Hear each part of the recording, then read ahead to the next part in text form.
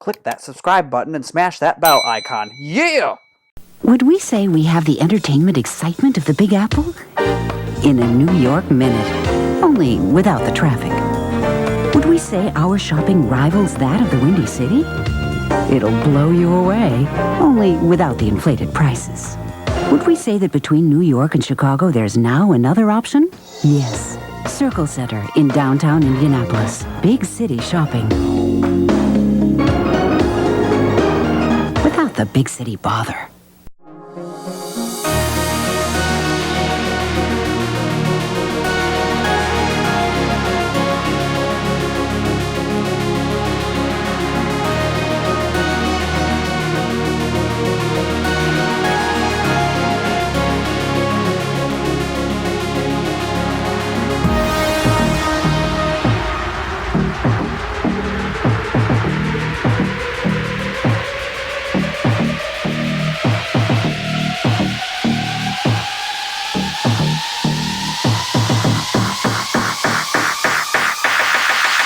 Chris here with another episode of Urbex, and welcome to downtown Indianapolis and the Circle Center Mall. During the 1960s and 1970s, the downtown retail sector in Indianapolis was in decline. As suburban shopping centers were opening, vacancy rates were increasing, and the physical environment was deteriorating.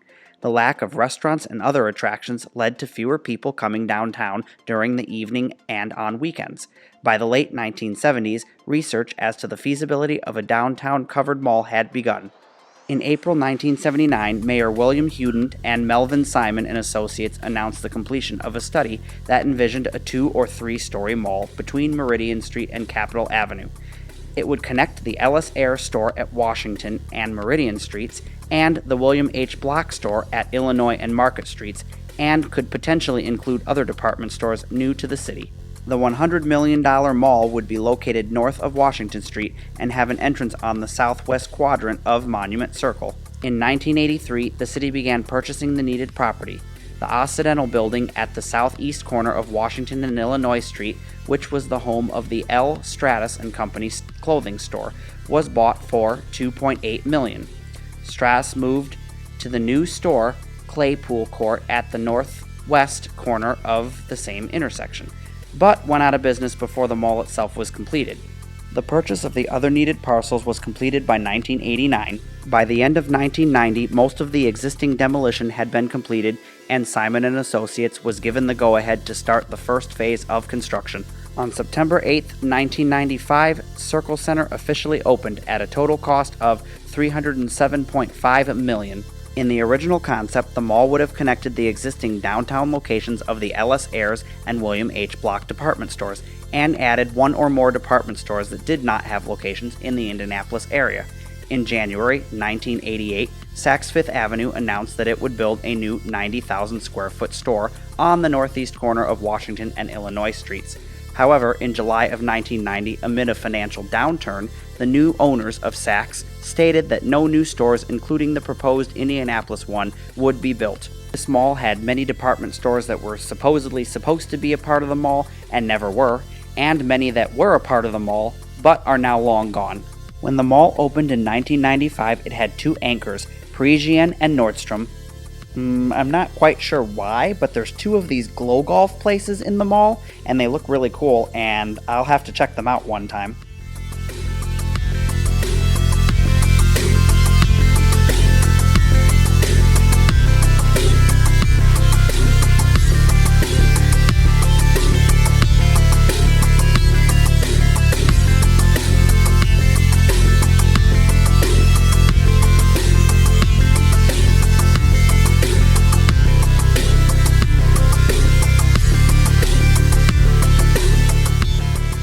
Tilt Arcade that's in the mall was super cool. I love their sign, and it's always been a favorite of mine. And I was surprised it was quite busy. This really isn't a dying mall or a dead mall, it's just sort of a really unique mall, and that's why I wanted to cover it for you guys here on this channel. I recently visited the Beaver Valley Mall in Pennsylvania, and they had this really cool arcade, but unfortunately it was closed at the time that I visited, but I did notice this really cool Sega game. Well, here it is at Tilt Arcade. So I'm going to let you sit back and enjoy a real working arcade because you don't see a good one like this very often, especially one that has such amazing neon lights. Be a winner! Be a winner!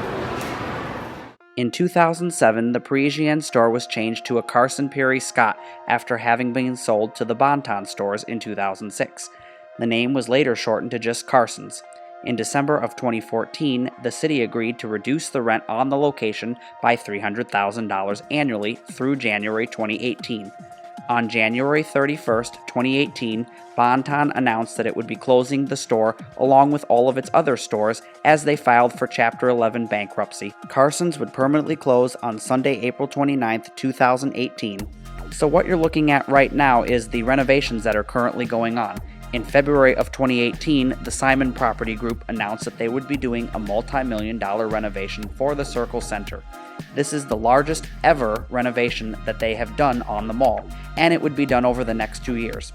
The project includes improvements to the bathrooms, flooring, lighting, elevators, and entrances, as well as the third floor food court will have new lounge areas, banquet seating, and community tables to attract more restaurants and patrons. When asked about the outlook for the Circle Center Mall and the loss of its remaining anchor store and smaller retailers, the mall's general manager said that she envisioned the mall becoming a hybrid of traditional and non-traditional retail. In 2015, they proposed an area for residential units, but that's not currently part of the project. The project also does not address what would be done with the space that was formerly occupied by Carson's. So I was lucky enough to have visited this store maybe once or twice while it was in operation, and I will say it was a magnificent store, especially for being in a mall.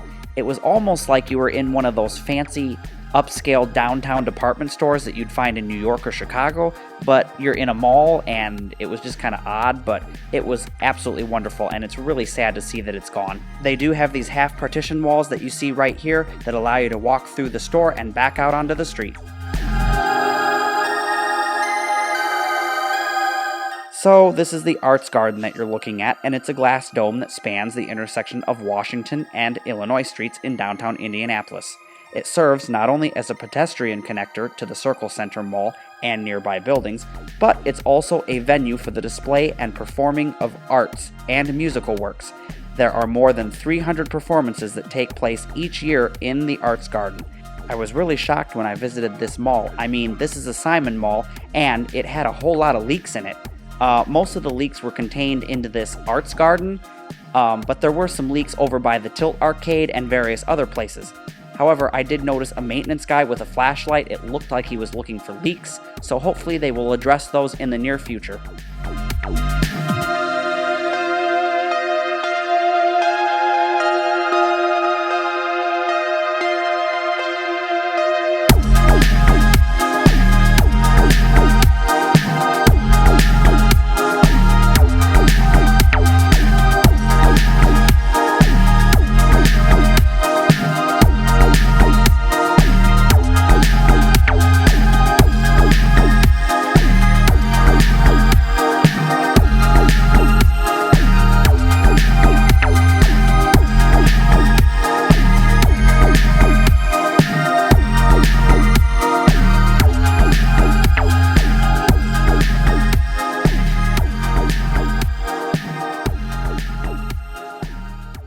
Circle Center Mall is in for a multi-million-dollar facelift. The Circle Center Partnership today announced what it's calling the most extensive enhancement project in the mall's nearly 25-year history.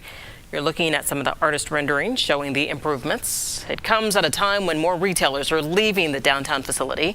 Just since the first of the year, Carson's, Godiva, and Nestle Toll House have closed or are closing. Starting this spring, construction crews will renovate the food court with brand new lounge areas and TVs. They'll remodel the restrooms and refurbish the glass elevators, add new lighting and signage throughout the mall and garages, install new flooring, and give the Arts Garden facade a makeover. When Circle Center Mall was first built in 1995, it was built as a traditional mall, something with the anchors and the regular retail in between those anchor stores. But we're evolving now into a place where we're combining traditional and non-traditional retail, as well as other unique uses that, visitors can't get at their hometown mall. The multi-million-dollar renovations start this spring and are expected to take years to complete. We've also learned a cigar lounge and a Tony's Steak and Seafood restaurant will also set up shop at Circle Center. So I found this footage online, and I'm assuming it's somewhere from around 1995. It looks about that old, maybe 1998 or 99 at the latest, but that kind of explains the low quality of it. I guess someone was just videoing the mall with their camcorder, but enjoy this. Look back into the past, back when the mall was brand new.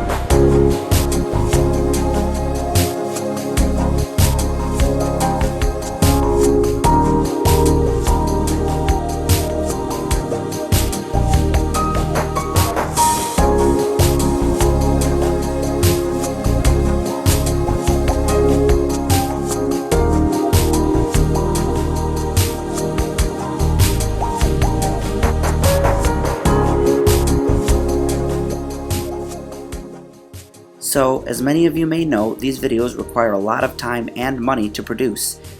With all the amounts of travel that you have to do, it's just really time consuming, and these videos would not be possible without donations from generous viewers like you. So please head on over to my Patreon account at patreon.com/tiltedtripodmedia, join and become a member and support the future of video.